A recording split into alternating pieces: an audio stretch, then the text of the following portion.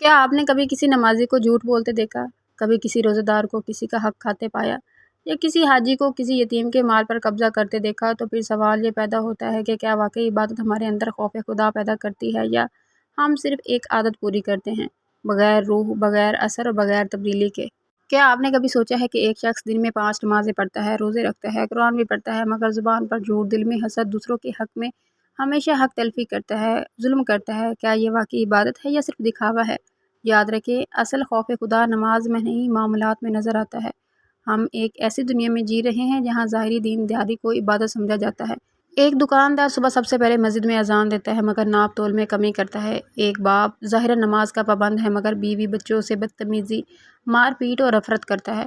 ایک خاتون باقاعدگی سے قرآن پڑھتی ہے لیکن ساتھ والی بہن کی غیبت اور کردار کشی میں کبھی ناغہ نہیں کرتی۔ ایسی عبادت کیا واقعی اللہ کو مطلوب ہے؟ نہیں، ہرگز نہیں، کیونکہ اللہ کے نبی نے فرمایا، دین کا خلاصہ معاملات میں ہے۔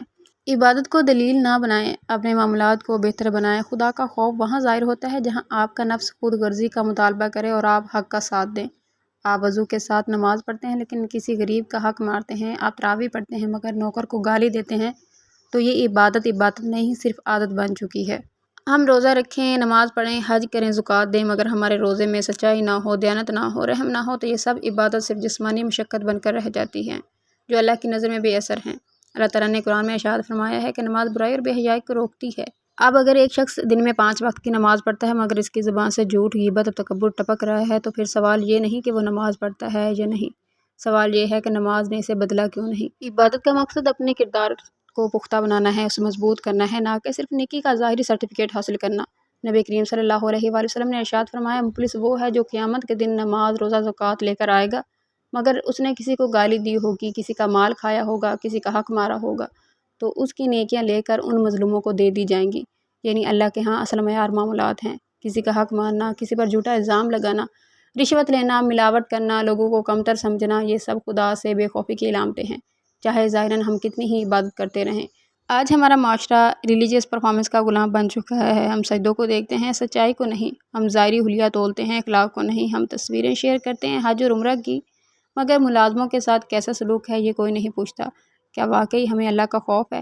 اگر ہوتا تو ہماری زبانیں زہر نہ اگلتی، ہمارے ہاتھ ظلم نہ کرتے اور دل بغض و کینہ سے خالی ہوتے۔ اللہ کا خوف ہمارے معاملات میں ظاہر ہوتا ہے۔ آپ کسی کا فون اٹھا لیں اور واپس کر دیں، یہ خوف خدا ہے۔ آپ تنہائی میں کسی کا مال دیکھیں اور ہاتھ نہ بڑھائیں، یہ تقویٰ ہے۔ آپ کو بدلہ لینے کا موقع ہو مگر معاف کر دیں، یہ اخلاص ہے۔ اللہ تعالیٰ صرف ظاہری عمل نہیں، نیت، اخلاص اور اثر دیکھتے ہیں۔ مثال کے طور پر ایک شخص مسجد میں پہلی صف کا نمازی ہے، ہر جمعہ کو سب سے پہلے پہنچتا ہے، مگر بازار میں اس کی دکان پر جا کر دیکھیں تو ناپ تول میں کمی کرتا ہے، گاہک سے بد زبانی کرتا ہے، ملاوٹ کرتا ہے۔ کیا یہی اس کی نماز کا اثر ہے؟ اب ایک دوسرا شخص ہے، عام سے لباس میں، کسی کو جانتا بھی نہیں مگر یتیم کے سروں پر ہاتھ رکھتا ہے، بھوکے کو کھانا کھلاتا ہے، کسی کے راز کو راز رکھتا ہے، کبھی نام نہ بتا کر بھی خیر کرتا ہے، تو خدا کی نگاہ میں کون زیادہ نیک ہے؟ اللہ کو صرف عبادت گزار بندے نہیں چاہیے بلکہ با کردار بندے چاہیے، جو سچ بولے، جو عدل کرے، جو رحم کرے، جو انسانوں کے حقوق کا خیال رکھے۔ اگر آپ کی عبادت آپ کے کردار کو بہتر نہیں کر رہی تو آپ کی عبادت کو نہیں، نیت کو بدلنے کی ضرورت ہے۔ کیونکہ اللہ تعالیٰ کو وہ دل پسند ہے جو خالص ہو، وہ زبان پسند ہے جو سچ بولے، وہ ہاتھ پسند ہے جو کسی کا سہارا بنے، اور وہ بندہ پسند ہے جس کے معاملات میں اخلاص ہو، نہ کہ صرف ظاہری باتوں کا شو۔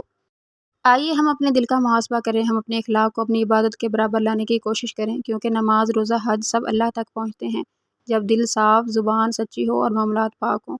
خدا کے خوف کی دلیل ظاہری سجدے نہیں، باطنی دیانت ہے۔